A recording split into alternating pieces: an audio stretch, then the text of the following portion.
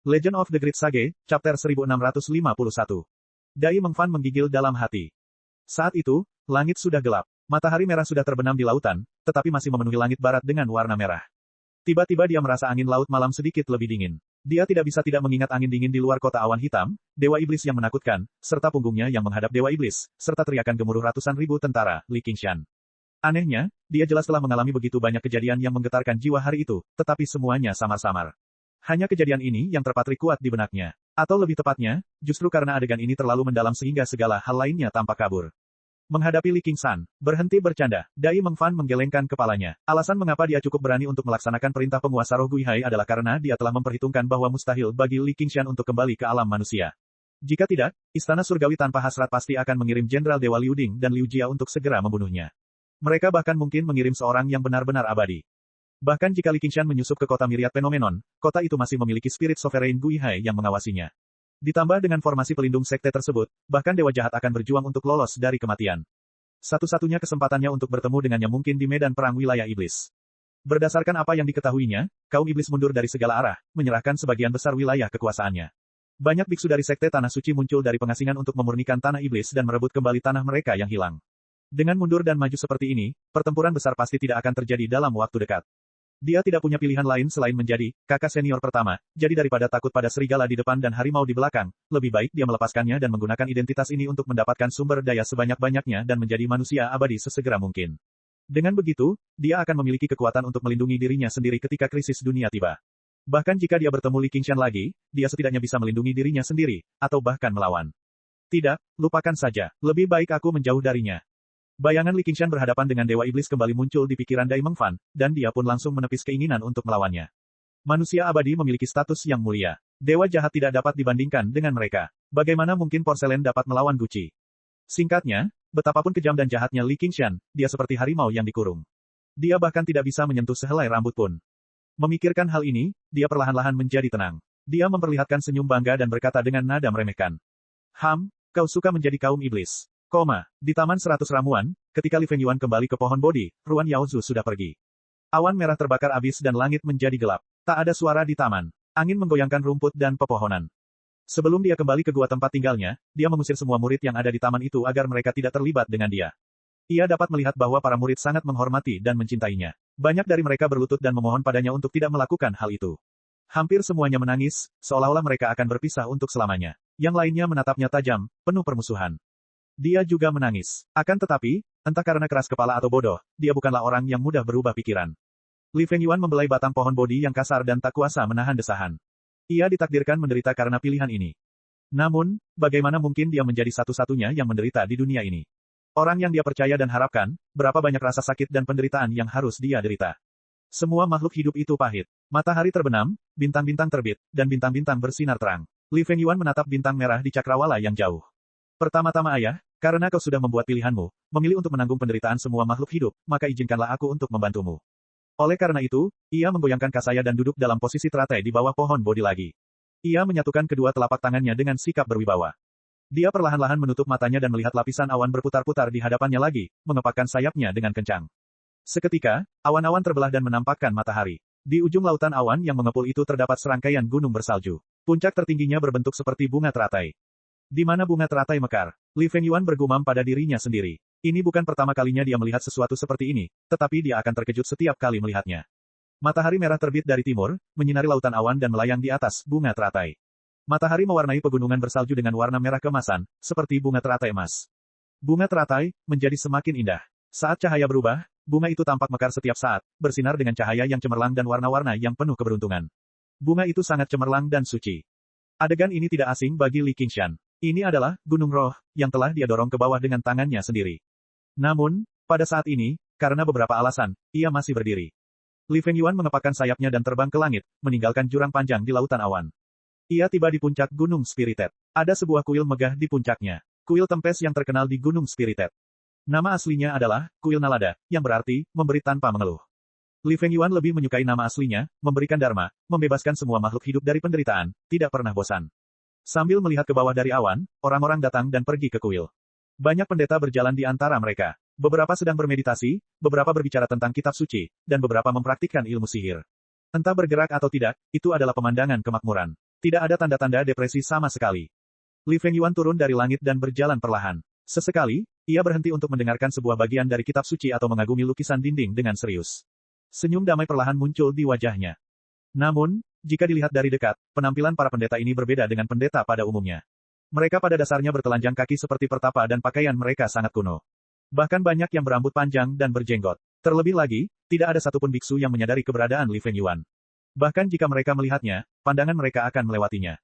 Degup, degup, degup. Tiba-tiba, langkah kaki yang berat terdengar di belakangnya. Sebuah bayangan hitam menyelimutinya. Namun, Li Fengyuan tidak menghindar. Fajra bertelanjang dada yang terbungkus gaun melewatinya, membawa sebatang kayu besar yang membutuhkan puluhan orang untuk memeluknya. Ia melangkah menuju Mahavira Hall yang sedang dibangun tidak jauh dari sana. Itu seperti ilusi atau mimpi. Ini adalah masa lalu yang jauh, asal mula kuil Nalada. Li Fengyuan telah mendalaminya selama bertahun-tahun, mempelajari kitab suci asli, mempraktikkan sihir kuno, memahami hukum meditasi, dia telah menerima wahyu yang tak terhitung jumlahnya. Yang paling penting, dia telah melihat dengan mata kepalanya sendiri kuil Nalada dibangun di atas gurun es dan salju. Setiap batu bata, setiap ubin, setiap helai rumput, setiap pohon, setiap aula, menara lonceng, pagoda. Segala sesuatu yang pada akhirnya dihancurkan oleh Li Qingshan. Li Fengyuan tahu dengan jelas bahwa Gunung Lingling telah runtuh dan kuil Nalada telah hancur. Kuil itu tidak akan pernah dibangun kembali. Oleh karena itu, melihat segala sesuatu di sini, dia sering merasa sedih.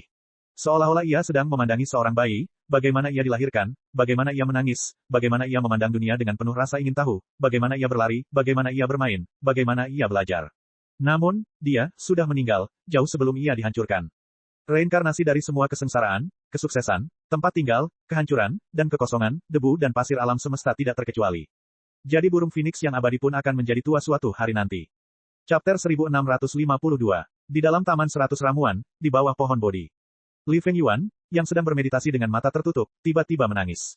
Wajahnya yang tampan menampakkan jejak kesedihan. Rusa 9 warna melihat ini dan merasa sedikit kasihan di hatinya. Anak ini masih muda, meskipun dia pemberani, dia tidak sekeras ayahnya. Akan tetapi, jika dilihat dari usianya sebagai manusia, kemungkinan besar dia masih anak-anak. Bagaimana dia bisa tidak takut saat bencana datang? Pada saat yang sama, di dalam kuil petir besar di dalam mimpi, Li Fengyuan menyentuh wajahnya dan menatap basah di antara jari-jarinya dengan heran. Hah, apa ini? Kenapa aku menangis? Petik 2. Dia telah mengalami kejadian ini berkali-kali dalam mimpinya. Kehancuran kuil petir besar bukanlah berita baru baginya. Entah mengapa dia merasa sangat tersentuh pada saat ini. Setelah memikirkannya dengan serius, dia baru mengerti, aku takut mati. Merasa rakus akan kehidupan dan takut akan kematian merupakan emosi paling normal bagi semua makhluk hidup di dunia. Meskipun kura-kura roh memiliki umur yang panjang, tetap saja ada akhir baginya. Naga dewa mengendarai kabut dan berubah menjadi debu. Namun, burung Phoenix merupakan pengecualian. Tidak hanya berbeda dari makhluk hidup normal, tetapi juga merupakan satu-satunya pengecualian di antara banyak dewa alami. Burung Phoenix dapat menggunakan nirwana untuk lolos dari nasib kekosongan yang buruk. Ia lahir dengan rentang hidup yang tak terbatas, sehingga ia tidak memiliki konsep kematian. Analogi rusa 9 warna itu sebenarnya salah. Manusia membagi rentang hidup mereka yang pendek ke dalam beberapa tahap, yaitu bayi, anak-anak, remaja, dan dewasa muda. Namun burung Phoenix tidak dapat dibagi seperti ini karena umur burung tersebut tidak terbatas. Baik bayi maupun orang tua, siklus yang tak berujung itu adalah nirwana. Terlebih lagi, Li Fengyuan jauh lebih berani daripada yang dibayangkan rusa 9 warna itu. Semangat keberanian yang diwarisi dari Li Qingshan telah lama mengalir dalam jiwanya. Karena dia belum pernah mengalami berbagai kekhawatiran Li Qingshan, keberaniannya bahkan lebih murni daripada Li Qingshan sendiri. Alasan mengapa dia menangis sekarang adalah karena ini adalah pertama kalinya dalam hidupnya dia merasa terbatas, yang juga disebut orang sebagai kematian. Li Fengyuan menundukkan kepalanya dan menatap ujung jari kakinya. Jika dia melangkah seperti ini, hanya kematian yang menantinya. Tidak peduli menang atau kalah, dia pasti akan mati. Bahkan jika Li Qingshan akhirnya mengalahkan semua musuh yang kuat dan dikenal sebagai penguasa surga, di atas 9 surga, tidak mungkin dia bisa menyelamatkan hidupnya dari 6 jalan reinkarnasi dan 3.000 dunia. Dalam malapetaka besar di langit dan bumi ini, kemenangan dan kekalahan Li Qingshan belum ditentukan. Hidup dan matinya telah ditentukan. Bahkan semut pun hidup sia-sia, jadi bagaimana dengan burung ilahi Phoenix? Li Fengyuan tidak tahu bagaimana Phoenix lainnya akan memilih, namun dia adalah putra Li Qingshan. Maka, ia tersenyum dan menyeka air matanya. Ia melangkah maju dengan tenang seolah-olah sedang menatap kematian, seolah-olah sedang pulang ke rumah. Dengan langkah ini, semua yang ada di depannya, baik itu istana, pagoda, paviliun, maupun para biksu di kuil, hancur menjadi abu.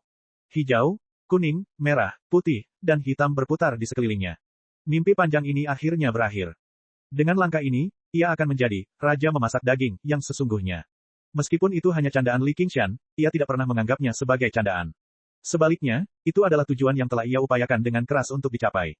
Tiba-tiba, ia memiliki kesadaran dan tekad dalam hatinya. Ini adalah pertama kalinya dalam hidupnya, dan juga akan menjadi yang terakhir kalinya, ia akan meneteskan air mata untuk dirinya sendiri. Ketika abunya menyebar, kuil Nalada telah menghilang. Yang tersisa hanyalah sebuah taman di depannya. Taman itu dipenuhi pohon bodi yang rimbun dan berdaun kemasan. Tanah di bawah kakinya dilapisi batu bata emas. Matahari bersinar terang di atas kepalanya, memantulkan cahaya dan berkilauan. Jika Li Qingshan ada di sini, dia pasti akan merasa sangat familiar. Ini adalah taman yang dia lihat saat pertama kali memasuki tanah suci kebahagiaan tertinggi.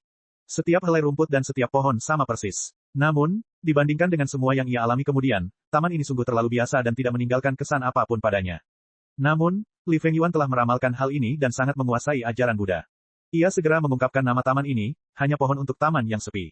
Dahulu kala, ketika ajaran Buddha Mahayana belum jelas dan Candi Petir Agung belum dibangun, tempat inilah yang menjadi tempat utama Buddha mewariskan ajarannya. Dibangun oleh tetua Dugu dan putra mahkota Zituo, oleh karena itu dinamakan demikian.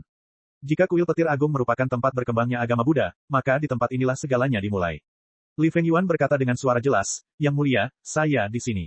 Tahukah kamu bahwa kamu akan terbakar oleh api karma dan dikutuk selamanya? Sebuah suara tua dan lapuk terdengar dan bergema di taman kesepian.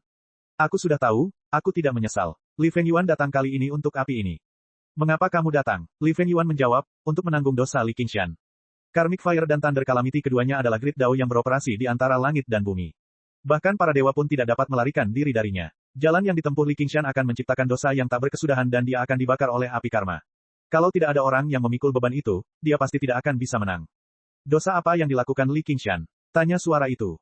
Li Fengyuan terdiam, dia tidak pernah merasa bahwa Li Qingshan telah melakukan dosa apapun.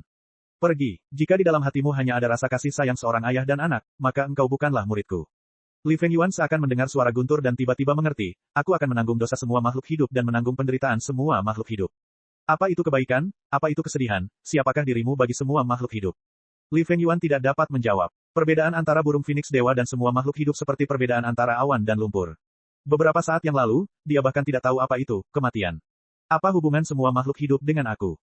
Jika kamu melihat dirimu sebagai dewa dan melihat semua makhluk hidup sebagai semut, jika kamu melihat dirimu sebagai tuan dan melihat semua makhluk hidup sebagai budak. Sekalipun Anda memiliki kebajikan untuk peduli terhadap semua makhluk hidup dan hati yang baik hati, Anda bukanlah salah satu dari kami. Semua makhluk hidup itu sama. Li Fengyuan tiba-tiba berkata, apakah ini alasanmu memilih Big Daddy? Anda memberinya dao agung dari surga barat dan menjadikannya penguasa wilayah iblis. Li Qingshan lah yang memilih menjadi Li Qingshan. Li Qingshan lah yang memilih menjadi penguasa wilayah iblis. Li Fengyuan tertawa, ya, siapa yang bisa membuat pilihan untuk Li Qingshan? Sekalipun itu kamu, sang penguasa dunia. Jika engkau memang baik hati dan maha kuasa seperti yang dikatakan orang, bagaimana mungkin dunia yang tak terbatas ini menjadi lautan kepahitan? Katanya dengan tegas, jika engkau baik hati, maka engkau tidak berguna. Jika kamu mampu, berarti kamu tidak baik hati. Meskipun ia telah memeluk agama Buddha, ia tetap berbicara dan tertawa dengan tenang di hadapan sang penguasa agama Buddha ini, eksistensi tertinggi di antara para dewa dan Buddha, tanpa rasa hormat khusus. Suara itu terdiam sejenak dan mendesah, kekuatan supranatural tidak sebanding dengan karma. Suara itu tampak semakin menua. Li Fengyuan bertanya sebagai balasan, apa itu karma? Ia datang untuk api karma, tetapi ia tidak benar-benar memahami apa itu karma. Ada banyak pendapat berbeda dalam kitab suci Buddha dan tidak ada konsensus. Karma, ada sebab dan ada akibat. Ada sebab dan ada akibat. Jadi begitulah adanya. Kekuatan supranatural adalah karma. Li Fengyuan langsung mendapat pencerahan dan pencerahan mendadak. 3.000 dao agung dan mantra yang tak terhitung jumlahnya semuanya hanyalah karma. Jalan kultivasi, dari pengumpulan tenaga spiritual, peredaran mana, hingga merapal mantra, semuanya merupakan bagian dari karma. Tanpa sirkulasi mana, seseorang tidak dapat mengeluarkan mantra. Tanpa mengumpulkan energi spiritual, seseorang tidak dapat mengedarkan mana. Orang-orang terkesima dengan kekuatan gaib dan mantra yang luar biasa untuk memindahkan gunung dan memenuhi lautan, tetapi pada hakikat, itu tidak ada bedanya dengan manusia yang memukul dan menendang. Hanya saja manusia tidak mengumpulkan energi spiritual, mereka hanya makan. Bertahun-tahun yang lalu, pelajaran pertama yang dipelajari Li Qingshan di jalur kultivasi adalah makan daging. Oleh karena itu, kekuatan supranatural tidak sebanding dengan karma, karena kekuatan supranatural pada mulanya adalah karma. Oleh karena itu, sekalipun seseorang disebut sebagai penguasa dunia, ia tidak akan sanggup menanggung semua karma, sehingga ia tidak mungkin maha kuasa. Li Fengyuan sudah memahami jawaban atas semua pertanyaan di dunia ini, aku di sini bukan untuk Li Qingshan, bukan untuk semua makhluk hidup, aku di sini untuk menanggung karmaku. Kalau tidak ada Li Qingshan, tidak akan ada Li Fengyuan. Jadi, Li Qingshan adalah tujuanku, jadi aku harus menanggung akibatnya. Meskipun burung phoenix dapat melampaui hidup dan mati, mereka tidak dapat melampaui karma. Dalam situasi ini, burung phoenix tidak berbeda dengan manusia, dan manusia tidak berbeda dengan semut. Semua makhluk hidup adalah sama, jadi, saya semua adalah makhluk hidup. Li Fengyuan merasa tercerahkan, dan tidak ada lagi keraguan di hatinya. Bahkan rasa takutnya terhadap kematian pun hilang, dan dia merasa bahwa karma memiliki alasannya sendiri. Siklus kehidupan dan kematian pada awalnya adalah satu hal. Oleh karena itu, meskipun ras Phoenix memiliki umur yang tidak terbatas, tidak ada Phoenix yang bertahan hidup sejak zaman kuno. Meskipun mereka abadi, mereka tidak bisa mati. Jumlah burung Phoenix semakin sedikit, mungkin karena mereka telah menanggung karma mereka sendiri. Suara itu tersenyum dan berkata, benar sekali, mendekatlah. Li Fengyuan merasa lega, mengetahui bahwa dia telah lulus ujian dan dapat terus mencari kematian, jadi dia berjalan ke kedalaman taman. Namun, setelah mengalami pencerahan baru saja, otaknya berputar cepat, jantungnya berdetak kencang, dan dia tidak bisa tenang. Dia samar-samar merasa bahwa segala sesuatunya tidak sesederhana itu. Selain Li Qingshan, tampaknya ada karma yang lebih dalam padanya. Tetapi tampaknya dipisahkan oleh sebuah pintu, dan dia tidak dapat mendobraknya dalam waktu singkat. Ketika ia masuk jauh ke dalam hutan, ia akhirnya melihat wajah Buddha yang sebenarnya, tetapi tidak seperti patung emas di kuil dengan wajah seperti bulan purnama. Sebaliknya, wajahnya tampak kuyu, dan hidungnya seperti kait elang. Ia tampak seperti biksu tua biasa, dan tidak ada yang istimewa tentangnya, sama seperti taman kesepian ini. Terlebih lagi, sudut mulutnya yang terkulai dan hidungnya yang mancung membuat wajahnya tampak sangat tidak bersahabat. Jika manusia bertemu dengannya di jalan, mereka mungkin tidak akan mau memberinya semangkuk nasi vegetarian. Tetapi Li Fengyuan merasakan keintiman yang aneh, seolah-olah mereka terhubung oleh darah. Dengan kilasan inspirasi dalam benaknya, pintu tiba-tiba terbuka, dan dia langsung mengerti semua karma. Chapter 1653. Awan hitam bergulung-gulung seperti tinta, angin menderu di lautan, dan ombak mencapai langit. Laut yang penuh badai ini tidak pernah memiliki waktu tenang, membawa hawa dingin dari utara ke wilayah manusia. Di tengah amukan ombak, muncullah sebuah gunung tinggi dari permukaan laut, berdiri di atas laut bagai seorang raksasa yang menahan awan dengan satu tangannya.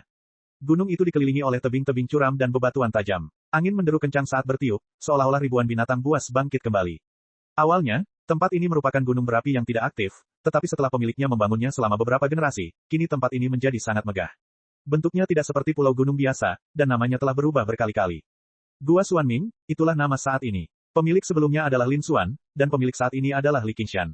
Mereka berdua adalah saudara magang senior dari Sekte Myriad, atau lebih tepatnya, mereka dulunya adalah. Pada saat ini, seberkas cahaya terbang mendekat, sinar cahaya itu berwarna biru, menyilaukan, dan sama sekali tidak menyembunyikan jejaknya. Saat mendekati gunung, benda itu langsung jatuh dari langit dan melayang rendah di atas laut. Itu adalah Piang Qiu, kepala Departemen Kelimpahan Sekte Myriad. Ia diperintahkan oleh saudari magang senior Dai Mengfan untuk mengambil kembali Gua Xuanming. Piang Qiu mengangkat kepalanya menatap gunung, wajahnya gelap. Karena Li Qingshan telah jatuh ke alam iblis, dia seharusnya tidak berani kembali ke alam manusia. Gua ini kemungkinan besar telah ditinggalkan. Misi ini seharusnya lebih menakutkan daripada berbahaya. Namun, saat dia menatap gunung hitam itu, dia tidak dapat menahan diri untuk tidak memikirkan sosok Li Qingshan. Di luar kota awan hitam, ia memimpin pasukan dan berperang melawan Dewa Iblis. Siapapun yang pernah mengalami pertempuran itu tidak akan pernah bisa melupakan pemandangan itu. Saat itu, Li Qingshan sama seperti dirinya, hanya seorang kultivator yang spirit. Sekarang, dia telah melewati batas antara abadi dan fana, dan menjadi manusia abadi, bukan dewa jahat. Seberapa mengerikankah dia? Sialan Dai Mengfan, Piang Qiu mengumpat dalam hatinya. Meskipun ini hanya tebakannya, tindakan Li Qingshan selalu tidak terduga. Jika dia benar-benar tinggal di dalam gua, maka menghancurkan formasi itu sama saja dengan bunuh diri. Namun, jika dia tidak melakukan apa-apa, dia tidak akan berakhir baik saat kembali ke Sekte Myriad.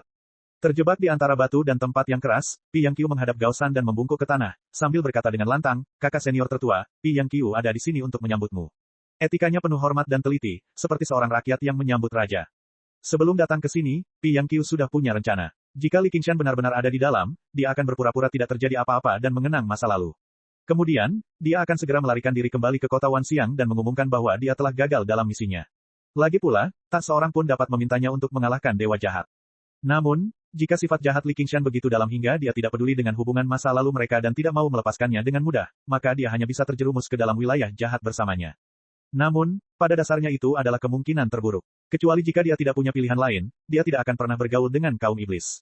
Itu bukan karena omong kosong seperti, kebaikan dan kejahatan tidak dapat didamaikan, kebaikan dan kejahatan adalah benar dan salah, tetapi karena dia tidak pernah percaya kaum iblis dapat menjungkir balikkan surga. Siapa yang mau bergabung dengan organisasi yang ditakdirkan untuk gagal? Kecuali ada sesuatu yang salah dengan otaknya. Ya, ada sesuatu yang salah dengan pikiran Li Qingshan. Meski dia kuat, ada yang salah dengan otaknya. Piang Qiu yakin dalam hatinya. Suaranya penuh kekuatan, bergema di sekeliling. Untuk sesaat, suaranya benar-benar menenggelamkan desiran angin.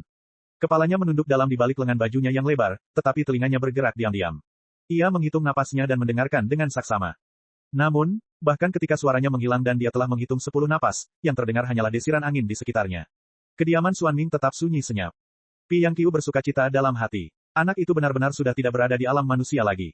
Namun, dia tetap tidak berani ceroboh. Dia membungkuk lagi dan berkata dengan keras, kakak senior pertama, aku di sini. Membungkukkan badannya tidak lagi sedalam tadi. Dia hanya membungkuk sedikit. Lagi pula, Li Qingshan bukanlah orang yang peduli dengan etiket. Bahkan jika dia benar-benar ada di sana, dia mungkin tidak akan menyalahkannya. Kediaman Xuanming tetap sunyi seperti sebelumnya. Pi Yang Qiu menghela napas lega. Ia hampir sepenuhnya merasa tenang. Ia tidak dapat menahan tawa pada dirinya sendiri karena terlalu berhati-hati. Namun, ia menegakkan tubuhnya dan berteriak, Li Qingshan, aku di sini. Ini dianggap sebagai ujian terakhir. Akhirnya memastikan bahwa Li Qingshan tidak ada di sana, Pi Yang Qiu menghela napas panjang lega.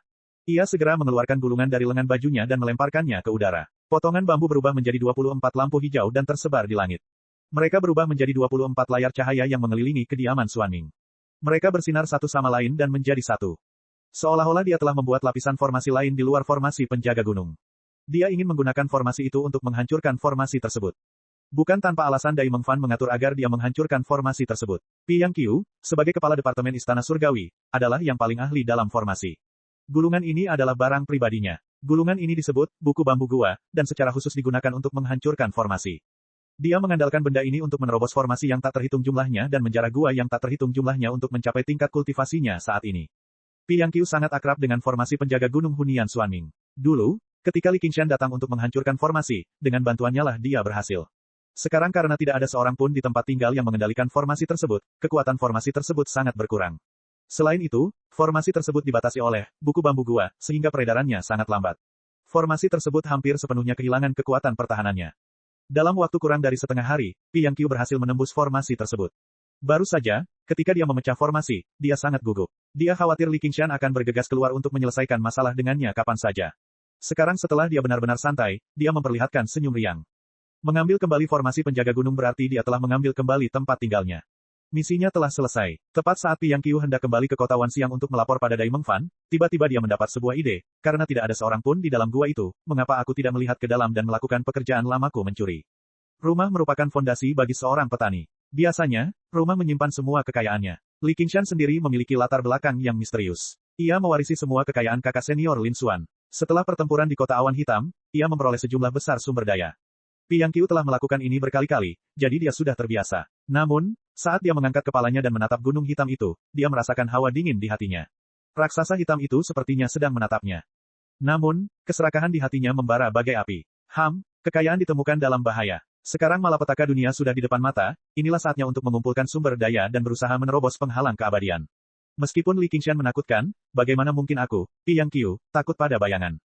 Dia segera mengambil keputusan. Dia terbang ke puncak gunung dan memasuki gua Xuanming dari kawah. Namun, jika dilihat dari atas, kawah hitam pekat itu tampak seperti jurang besar yang telah menelan seekor cacing kecil. Begitu Pi Yang Qiu memasuki kawah, suara angin dan ombak dari segala arah langsung mereda. Hanya hujan malam yang mengikutinya saat ia jatuh ke dalam jurang. Ia tak dapat menahan diri untuk melambat dan perlahan turun. Namun, dalam keheningan yang tak terbatas, beberapa suara perlahan menjadi jelas. Seolah-olah ada orang yang berbisik di telinganya. Ada pria, wanita, muda, dan tua. Ketika bercampur menjadi satu, suaranya selembut dengungan nyamuk, penuh dengan rasa sakit dan dendam. Tiba-tiba ia tersadar. Ketika ia mendengarkan dengan saksama, semua suara itu menghilang dan kembali sunyi. Seolah-olah ia sedang berhalusinasi. Namun, saat ia sedikit teralihkan, suara-suara itu muncul lagi dalam kegelapan. Bersama dengan hawa dingin, suara-suara itu meresap ke setiap pori-pori tubuhnya. Dia samar-samar merasa ada yang tidak beres, tetapi dia tidak tahu apa itu. Dia ingin meninggalkan gua Xuanming, tetapi keserakahan di hatinya begitu kuat sehingga dia tidak bisa mengendalikannya. Dia hanya bisa terus jatuh ke dalam jurang, seolah-olah dia tenggelam dalam mimpi buruk yang tidak bisa dia bangun. Segalanya menjadi tidak terkendali. Dalam keadaan tak sadarkan diri, Pi Yang Qiu tidak tahu berapa lama dia terjatuh. Tiba-tiba, dia mendengar dengan jelas dua suara yang datang dari dasar jurang. Teman sekelas Xiao Ming, kekuatanmu pulih cukup cepat. Sebuah suara rendah dan ringan memecah kesunyian dalam kegelapan, dan semua bisikan pun menghilang. Jangan panggil aku, Xiao Ming. Panggil aku Luo. Ming, apa sih yang dimaksud dengan teman sekelas? Suaranya agak serak dan penuh kesombongan. Kamu tidak tahu, ini adalah aturan di tempat asalku. Setelah Xiao Ming, kamu harus menambahkan, teman sekelas. Kalau begitu jangan panggil aku, Xiao Ming, oke. Saya bosnya, apa yang saya katakan berlaku. Kau hanyalah dewa perang Asura, Raja Langit penembak burung. Bagaimana kau bisa mengendalikanku? Xiao Ming, terdiam sejenak. Aku tidak menyangka kau akan sampai pada tahap ini. Aku juga tidak menyangkanya. Mata Pi Yang Qiu membelalak. Kegelapan di sekelilingnya memudar, dan samar-samar dia bisa melihat dua pria minum anggur di atas batu besar di dasar jurang. Dia sangat mengenal salah satu tokoh itu. Dia mengenalinya, Li Qingshan. Xiao Ming, memainkan cangkir anggur di tangannya. Ia merenung cukup lama dan berkata, biarkan aku memberimu sedikit nasihat. Katakan, jika Kaisar Langit memanggilmu untuk menyerah, maka menyerahlah. Apakah ini yang akan dikatakan Asura? Begitulah yang akan dikatakan seorang teman. Kau pikir aku tidak bisa menang? Tidak seorang pun bisa, tapi aku yakin kamu bisa. Setidaknya kamu punya kesempatan. Lalu mengapa saya harus menyerah? Tak peduli menang atau kalah, kau akan terbakar oleh api karma. Tak ada gunanya bahkan jika kau menang. Petik 2, petik 2. Petik 2, petik 2. Tidak ada gunanya bagiku, tapi berguna bagi orang lain. Dan terbakar oleh api karma belum tentu merupakan hal buruk. Petik 2, petik 2. Xiaoming, ayo bertarung. Anda adalah bosnya. Apa yang Anda katakan berlaku. Pada saat ini, Piang Qiu mengenali Li Qingshan. Dia sangat terkejut hingga terbangun dari mimpi buruknya dan mendapatkan kembali kendali atas tubuhnya. Melihat bahwa mereka berdua tampaknya tidak menyadari keberadaannya, dia segera bangkit dan ingin meninggalkan Gua Xuanming. Xiaoming, tiba-tiba mengangkat kepalanya. Matanya lebih gelap dari kegelapan terdalam jurang. Piang Qiu merasa seolah-olah dia telah jatuh ke dalam gua es. Dia bahkan tidak bisa menggerakkan jari kelingkingnya. Beraninya kau masuk, aku akan membunuhnya. Jangan, biarkan dia hidup. Jika lampu kehidupannya padam, kura-kura tua itu akan waspada. Anakku masih di tangan mereka. Jika dia sudah waspada, biarlah. Aku akan menyelamatkan Feng Yuan dan membunuh kura-kura tua itu. Siapa yang bisa menghentikanku? Tidak, aku mencari kura-kura tua itu untuk sesuatu yang lain. Tidak baik bagimu untuk mengungkapkan identitasmu sekarang. Kembalilah ke jalan Asura dan lanjutkan perjuanganmu. Setelah kau pulih sepenuhnya, kembalilah dan bantu aku. Baiklah, aku berangkat. Xiaoming mengangguk. Air jurang itu bergolak hebat. Baru saja, Piang Qiu dapat melihat dengan jelas bahwa ada seekor naga hitam besar di dalam jurang itu. Batu besar tempat mereka berdua berada adalah kepala naga itu. Pada saat ini, auranya terungkap. Itu jelas iblis abadi. Ini, mungkinkah itu naga mata emas milik kakak senior? Piang Qiu benar-benar terkejut. Dari ketiganya, satu adalah dewa perang Asura, satu adalah iblis abadi dari ras naga, dan yang terakhir adalah Li Qingshan yang tak terduga.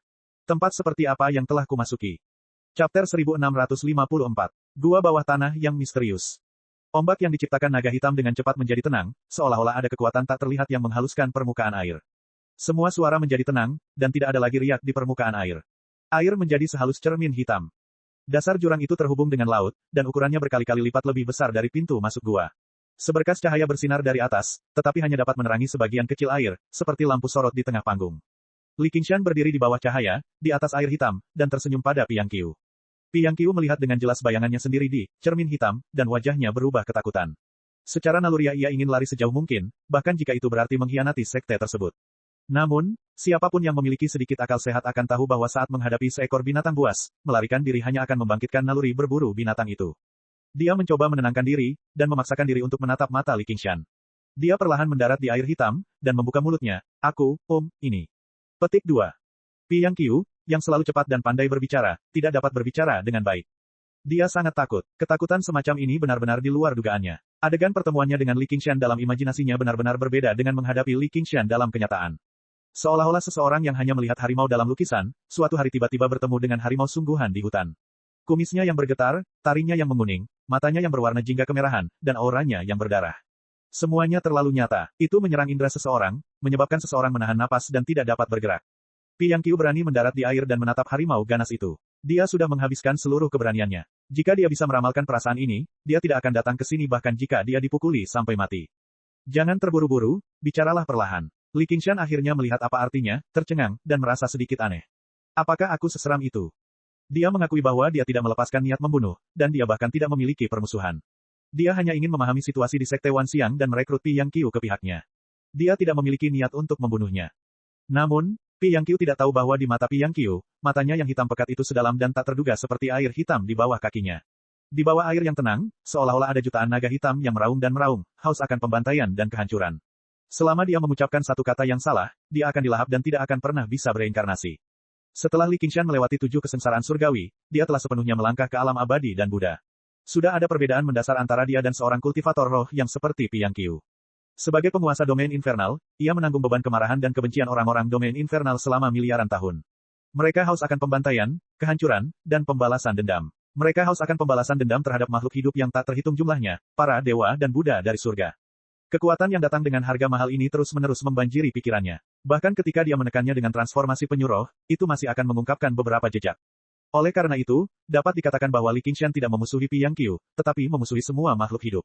Namun, dibandingkan dengan pengaruh yang hidup, pikiran, yang mati, itu keras dan bergejolak, tetapi sederhana dan kasar. Sebaliknya, pikiran-pikiran itu lebih mudah dikendalikan, sehingga tidak memengaruhinya dari inti. Akibatnya, seiring berjalannya waktu, bahkan ia pun menjadi terbiasa dengannya, sama sekali tidak menyadarinya. Yang satu berupa tetesan air, sedangkan yang satu lagi berupa banjir yang melanda. Yang pertama tidak signifikan, tetapi pengaruhnya halus dan tak tertahankan. Yang kedua sangat dahsyat, tetapi hanya perlu bimbingan yang tepat dan waktu yang tepat untuk mencurahkannya, dan itu akan tenang. Seperti kata pepatah, kekuatan ilahi bagaikan penjara. Di bawah tekanan seperti itu, bagaimana mungkin Pi Yang Qiu tidak takut? Terlebih lagi, dia yakin bahwa dia telah sangat menyinggung Li Qingshan dengan menyerang kediaman Xuan Ming. Wajar saja jika Li Qingshan ingin membunuhnya. Ini disebut memiliki hati nurani yang bersalah. Dia benar-benar bingung dan takut. Namun, bagi Li Qingshan saat ini, apa itu hunian? Dia harus menyerahkan segalanya di alam fana sejak awal. Sekarang setelah dia memiliki seluruh wilayah iblis sebagai tempat tinggalnya, hanya tanah iblis yang dia serahkan setiap hari saja sudah lebih berharga daripada 10.000 tempat tinggal Xuan Ming. Ketika ia bangkit di masa depan, ia akan menaklukkan 6 alam samsara dan membakar api peperangan hingga ke 9 surga. Bagaimana mungkin ia bisa merebut kembali sebuah tempat tinggal? Sebelum dia menyadarinya, hembusan angin kencang bertiup, dan transformasi Kun Peng membubung ke langit. Dia membawa langit di punggungnya, dan sekarang, dia akan pergi ke Tunan. Yan Ke, yang pernah menjadi temannya, sudah berusaha keras untuk memahami pikirannya saat ini. Dari sudut pandang petani, kehilangan tempat tinggal adalah masalah hidup dan mati. Layak untuk diperjuangkan dalam pertempuran besar dan memutuskan hidup dan mati. Namun, dari sudut pandang para dewa, itu tidak lebih dari sekadar perjuangan.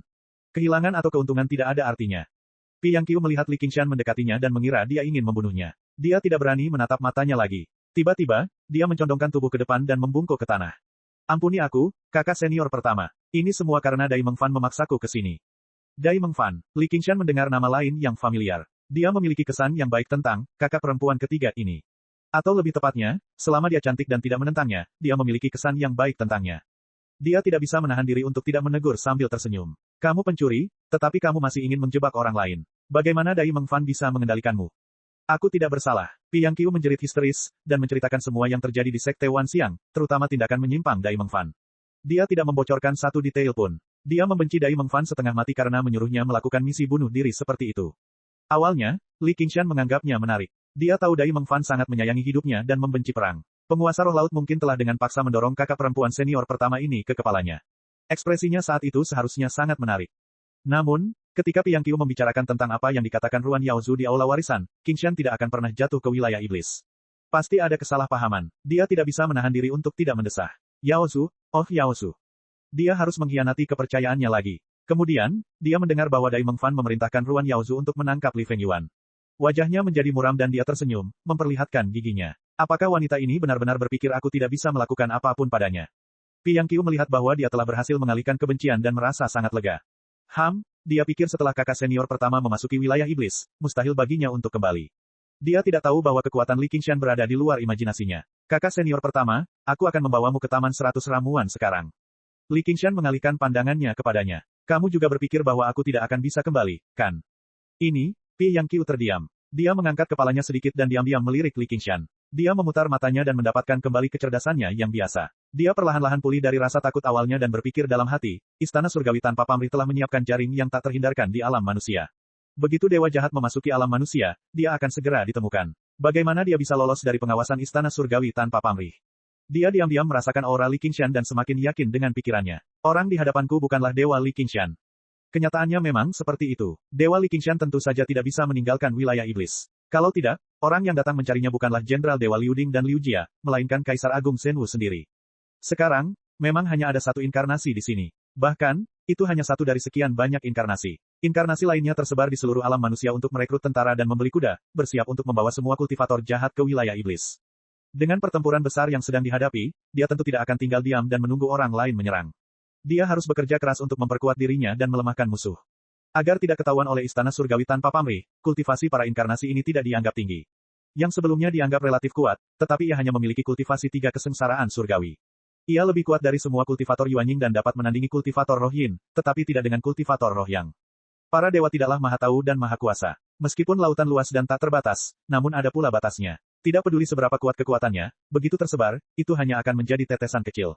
Pi Yang Qiu hanya takut pada bayangan Li Qingshan, dan sekarang dia tampaknya perlahan menyadarinya. Li Qingshan hendak bertanya kepadanya, apakah kamu bersedia mengikutiku? Pi Yang Qiu tiba-tiba melompat dari posisi berlututnya dan melesat ke angkasa, terbang menjauh tanpa mempedulikan hal lain. Chapter 1655. Seberkas cahaya biru melesat keluar dari Gua Xuanming dan terbang tegak lurus ke arah Sekte Wan Xiang. Ombaknya besar, dan angin menderu kencang. Piang Qiu sangat gugup. Dia menoleh ke gua Xuanming, yang seperti jurang. Untungnya, gua itu sunyi. Li Qingshan tampaknya tidak berniat mengejarnya. Dia tidak bisa menahan diri untuk tidak menghela napas lega. Aku menang taruhan. Dia telah memastikan bahwa itu hanyalah klon, dan kultivasi klon itu setidaknya satu kesengsaraan surgawi yang lebih lemah daripada tubuh utamanya. Dengan kata lain, Li Qingshan di tempat tinggal itu paling-paling hanya seorang kultivator jiwa yang. Namun, tekanan yang diberikan Li Qingshan kepadanya terlalu besar. Pada dasarnya itu seperti awan gelap di atas kepalanya yang menyelimuti dunia. Dia berjuang untuk sepenuhnya mempercayai penilaiannya sendiri. Jika dia salah, hanya kematian yang menunggunya. Dia bahkan siap meninggalkan tubuhnya dan melarikan diri hanya dengan roh yangnya. Bahkan jika dia harus membangun kembali tubuhnya, itu lebih baik daripada jatuh ke dalam domain iblis dan menjadi kaisar iblis. Sekarang setelah dia berhasil lolos, angin laut yang tak henti-hentinya bertiup di wajahnya. Tiba-tiba dia merasa langit tinggi dan laut luas. Dia tidak bisa menahan tawa pada dirinya sendiri. Aku hampir takut dengan inkarnasi. Tapi apa yang dia alami? Bagaimana dia menjadi begitu menakutkan? Apakah dewa jahat memiliki kekuatan sekuat itu? Tapi setelah dipikir-pikir lagi, itu adalah Li Qingshan. Bahkan jika dia menjadi dewa jahat, dia bukanlah dewa jahat biasa. Dia tidak punya waktu untuk memikirkannya. Pikirannya masih seperti laut. Yang terpenting sekarang adalah kembali ke Sekte Wan Xiang dan melaporkan apa yang telah dilihat dan didengarnya di Gua Xuanming. Dewa Perang Asura tampaknya memiliki latar belakang yang kuat. Dia benar-benar dapat membuatnya tidak dapat bergerak hanya dengan tatapan. Dan apa yang dia katakan bahkan lebih mengejutkan. Api neraka membakar, Kaisar Surgawi memanggil. Dia terkejut dan tidak yakin. Apa hak dewa jahat untuk dipanggil oleh Kaisar Langit? Kaisar Surgawi merupakan eksistensi tertinggi di seluruh dunia. Dia hampir setara dengan inkarnasi surga, yang disebut Tuhan, bagi manusia. Bahkan Buddha harus dengan hormat memanggilnya, Yang Mulia. Dan pemimpin sekte tertinggi Sekte Wan Xiang hanyalah seorang menteri yang bertanggung jawab atas penelitian tersebut. Bagi seorang kultivator roh yang seperti Piang Qiu, tujuan hidupnya adalah untuk naik ke surga ke-9 dan memenuhi syarat untuk memanggilnya, Yang Mulia. Namun, keberadaan seperti itu disebutkan oleh mereka berdua dengan cara yang sangat alami. Bahkan, mereka tampak samar-samar ingin menentangnya. Betapapun pintarnya Piang Qiu, dia tidak dapat memahami apa yang sedang terjadi. Tampaknya ada jawaban di dalam hatinya, tetapi tampaknya dipisahkan oleh lapisan membran, membuatnya merasa tidak nyaman dan tidak percaya. Tak lama kemudian, Sekte Gajah Segudang muncul di permukaan laut. Piang Qiu meningkatkan kecepatannya dan menyerbu ke dalam susunan pelindung Sekte Gajah Segudang dalam satu tarikan napas. Baru kemudian ia sedikit rileks. Dia sangat ahli dalam seni susunan, dan tak seorang pun memahami kekuatan susunan yang menyeluruh lebih baik daripada dia. Dibandingkan dengan susunan guntur menderu awan hitam di kota awan hitam, susunan itu berkali-kali lebih kuat. Lebih jauh lagi, susunan itu secara pribadi dipimpin oleh Dewa Roh Guihai, dewa bawaan yang telah selamat dari 6 kesengsaraan surgawi. Bahkan jika tubuh asli Li Qingshan berani menerobos ke dalam susunan itu, dia pasti akan mati, apalagi hanya sebagai inkarnasi. Terlebih lagi, ada banyak sekali pengikut di sekte tersebut. Dengan waktu, lokasi, dan orang-orang yang tepat, bahkan 10 dewa jahat pun bisa melupakan tentang memecahkan susunan tersebut. Dengan rasa aman yang tak tertandingi, Piang Qiu terbang ke langit dan bersiap untuk melapor kepada Dewa Roh Guihai. Akan tetapi, bahkan murid sejati tidak berani terbang di langit. Yang bisa mereka lakukan hanyalah memanjat lantai satu persatu. Namun, anehnya, pikirannya tidak mampu tenang sepenuhnya. Selangkah demi selangkah, ia mencapai puncak gedung tinggi itu. Rak-rak buku yang tertata rapi membentang sejauh mata memandang. Udara dipenuhi dengan aroma buku. Piang Qiu menemukan Dewa Roh Guihai di balik rak buku tertentu. Punggungnya menghadap ke arahnya saat ia membenamkan kepalanya di sebuah buku. Piang Qiu menundukkan kepalanya dan menangkupkan kedua tangannya. Tuan Roh, Kepala Departemen Kediaman Ilahi, Piang Qiu, punya sesuatu untuk dilaporkan. Apakah ini tentang Li Qingshan? Dewa Roh Guihai perlahan menoleh. Itu benar, Piang Qiu menjawab, tetapi tiba-tiba dia merasa suara itu sangat familiar. Dia mendongak dan melihat senyum tipis Li Qingshan. Dia sangat terkejut sehingga dia mundur beberapa langkah dan menunjuk ke arah Li Qingshan. Li Qingshan, mengapa kamu di sini? Petik 2. Kemana lagi aku bisa pergi? Li Qingshan perlahan berbalik. Saat dia berbalik, pemandangan di langit berubah drastis. Kegelapan menyebar dari segala arah, menenggelamkan rak-rak buku seperti air hitam. Seberkas cahaya menembus atap dan turun dari atas, menerangi area tersebut. Itu seperti panggung yang diterangi oleh lampu sorot. Li Qingshan berdiri di tengah panggung bersama Piang Qiu. Kesadaran Piang Qiu kabur sesaat sebelum ia menyadari bahwa ia masih berdiri di gua bawah tanah yang gelap. Permukaan air yang seperti cermin langsung terasa seperti ia telah jatuh ke dalam gua es. Li Qingshan menggelengkan kepalanya sedikit. Piang Qiu lebih lemah dari yang dibayangkannya. Itu bukan kekuatan, tetapi kemauan. Meski perwujudan itu hanya perwujudan, itu tetap saja merupakan kehendak penguasa domain iblis. Dari segi kekuatan, perwujudan itu jauh lebih rendah daripada Piang Qiu. Namun dari segi kemauan, Piang Qiu tidak memiliki bentuk perlawanan apapun. Dari keserakahan di awal, hingga ketakutan saat bertemu Li Qingshan, dan kemudian kegembiraan karena berhasil lolos, bagaimana mungkin dia tidak dimanfaatkan oleh setan dalam dirinya saat dia begitu gelisah dan gembira. Terlebih lagi, dari awal hingga akhir, dia tidak pernah berpikir sedikit pun untuk bertarung. Dia takut atau berpikir untuk melarikan diri. Bagaimana dia bisa melawan Li Qingshan, yang membawa kehendak semua makhluk hidup di Vian Domain? Jika kekuasaan adalah negara, maka kemauan adalah raja, dan iblis batin adalah pembunuh yang membunuh raja. Ketika rencana itu terungkap, belati itu akan terungkap. Piang Qiu jelas-jelas adalah penguasa negara yang sudah mati. Ia mudah ditundukkan, begitu mudahnya sampai-sampai sedikit membosankan. Jika Li Qingshan tidak membutuhkan bantuan Piang Qiu untuk menghancurkan formasi tersebut, dia tidak akan mempermasalahkannya. Namun, laut tidak menolak aliran air kecil. Seorang kultivator roh yang ahli dalam formasi juga berguna. Li Qingshan melangkah maju. Piang Qiu, aku di sini atas nama penguasa wilayah iblis untuk menyambutmu. Dia tidak peduli apakah Piang Qiu bersedia atau tidak. Dia menempelkan tangannya di dahi Piang Qiu. Piang Qiu menduga kekuatan perwujudan itu terbatas dan ingin berjuang sedikit lebih keras. Mendengar ini, seluruh tubuhnya bergetar. Penguasa wilayah iblis. Sebuah pikiran menerobos penghalang, Li Qingshan bukanlah dewa jahat, Li Qingshan bukanlah dewa jahat, Li Qingshan bukanlah dewa jahat. Kau adalah bintang iblis itu. Semuanya tiba-tiba menjadi jelas. Dia masih tidak bisa mempercayainya, tetapi itu wajar saja. Jika dia bukan dewa sejati, bagaimana dia bisa begitu agung? Jika bukan karena bintang iblis, bagaimana dia bisa direkrut oleh Kaisar Surgawi? Kegelapan Li Qingshan menjadi sangat dalam, seperti dua jurang hitam tanpa dasar. Piang Qiu tidak dapat menahan diri untuk tidak melihat ke dalamnya. Ia merasa seluruh pikirannya tersedot ke dalamnya. Di jurang, ia mendengar bisikan-bisikan itu lagi. Ada laki-laki dan perempuan, tua dan muda, bercampur menjadi satu. Suaranya masih selembut dengungan nyamuk, tetapi tidak lagi menyakitkan atau penuh kebencian. Sebaliknya, suara itu dipenuhi dengan pemujaan fanatik. Li Qingshan menyatukan 12 alam iblis dan menyingkirkan dewa tertinggi dari 12 dewa iblis, menjadikan mereka sebagai dewa pembantunya.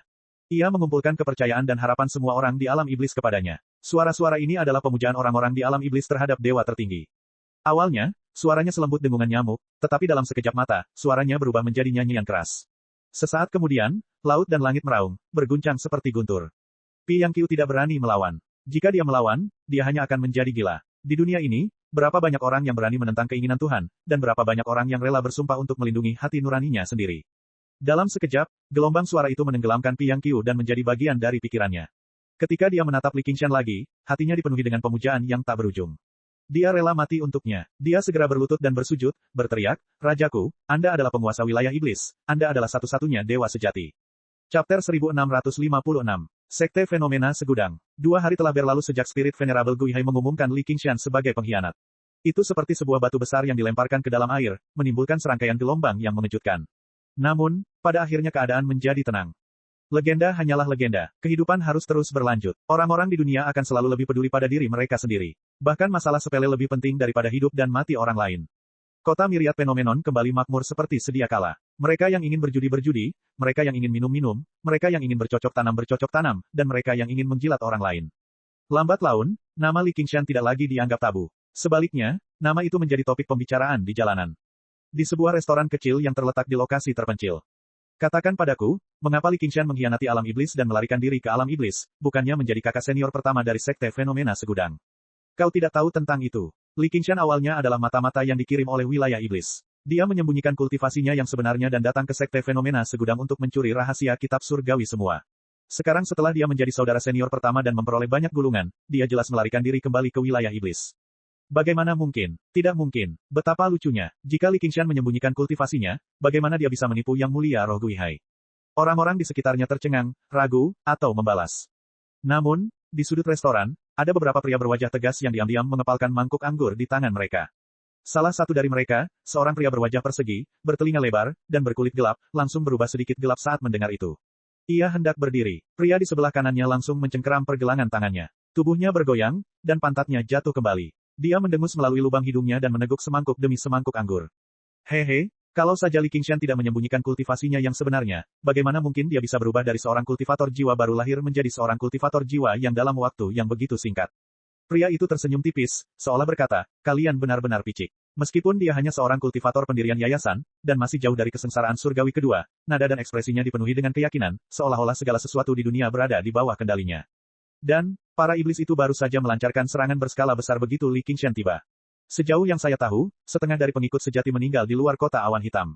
Terlebih lagi, Li Qingshan itu sangat hina dan kejam. Begitu dia memasuki kota, dia menghancurkan susunan teleportasi di kota itu, menyebabkan hampir semua orang di kota itu mati. Begitu dia mengatakan ini, semua orang merasa 80% yakin dalam hati mereka. Ini adalah satu-satunya penjelasan yang dapat menjelaskan perubahan dalam basis kultivasi Li Qingshan. Banyak orang sudah mulai mengutuk Li Qingshan sebagai pengkhianat, dan akan mati dengan mengerikan cepat atau lambat.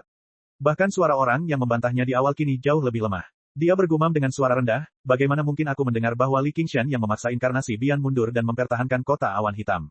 Hehe, kamu percaya, seorang kultivator roh yang baru saja mengalami 5 kesengsaraan surgawi memaksa Dewa Iblis untuk mundur. Dia tersenyum sinis. Jangan lupa, justru karena pertempuran inilah Li Qingshan mengamankan posisinya sebagai kakak laki-laki senior pertama. Alasannya sangat masuk akal sehingga bahkan jika Li Qingshan hadir, mungkin akan sulit baginya untuk membantahnya. Semua orang sudah jelas-jelas menggambarkan gerakan Li Qingshan di kepala mereka. Mereka benar-benar yakin bahwa Li Qingshan adalah mata-mata yang dikirim oleh wilayah iblis. Serangkaian kutukan yang menggelegar terdengar di restoran itu. Mereka semua memerah karena marah sambil menggertakkan gigi. Mereka pada dasarnya tergoda untuk memotong-motong, pengkhianat terkutuk, itu menjadi beberapa bagian dan mengulitinya hidup-hidup. Omong kosong. Tiba-tiba, terdengar suara ledakan. Pria berwajah persegi, bertelinga lebar, dan berwajah gelap di sudut restoran itu memecahkan mangkuk anggurnya dengan suara keras dan menerjang ke arah praktisi Qi yang baru saja melontarkan omong kosong. Orang-orang yang duduk bersamanya berdiri dengan tergesa-gesa, tetapi mereka sudah terlambat untuk menghentikannya. Terlebih lagi, mereka semua sangat marah. Mereka juga tidak ingin menghentikannya.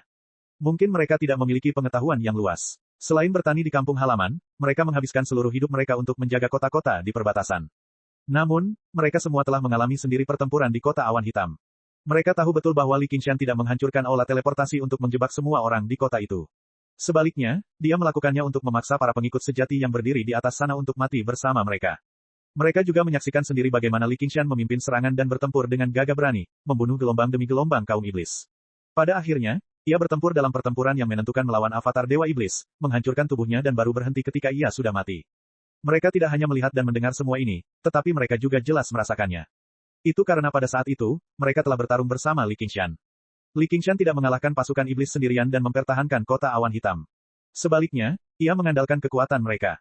Inilah yang Li Qingshan katakan kepada mereka secara pribadi setelah pertempuran, karena mereka tidak mau menerima hadiah tambahan dari Li Qingshan. Kemarin, mereka dipanggil kembali dari ketentaraan dan mendengar banyak orang mengutuk Li Qingshan, memanggilnya pengkhianat, mata-mata, dan pengkhianat. Mereka telah menanggung semuanya. Bagaimanapun, mereka hanyalah murid dari level terendah. Mereka bahkan tidak bisa dianggap sebagai murid. Mereka hanya pelayan. Mereka tidak tahu apa yang telah terjadi, apalagi menjadi pemimpin sekte Myriad. Namun, ketika mereka mendengar ada orang yang memutarbalikkan kebenaran dan memutarbalikkan kebenaran, mereka tidak tahan lagi. Itu karena pertempuran itu adalah kebanggaan terbesar mereka. Kultivator pendirian yayasan yang berbicara dengan bangga merasa bangga akan kepintarannya ketika niat membunuh yang dahsyat menyerangnya dari belakang. Tubuhnya menegang, dan bulu kuduknya berdiri tegak. Sebelum dia bisa menjawab, sebuah kekuatan besar menekan kepalanya, menekan ke bawah dengan keras. Dengan suara keras, kepalanya terbentur meja. Gelas dan piring berterbangan kemana-mana, dan dengan suara keras, dia menghantam lantai dengan keras, terperosok ke sebagian besar lantai. Pria berkulit gelap itu menolak melepaskannya. Jari-jarinya seakan ingin menghancurkan kepalanya dengan kuat. Matanya bersinar dengan cahaya merah, dan wajahnya buas dan mengerikan, membuat semua orang di sekitarnya ketakutan dan mundur. Selama pertempuran di kota awan hitam, dia telah meninggal 3 kali dan terlahir kembali 3 kali.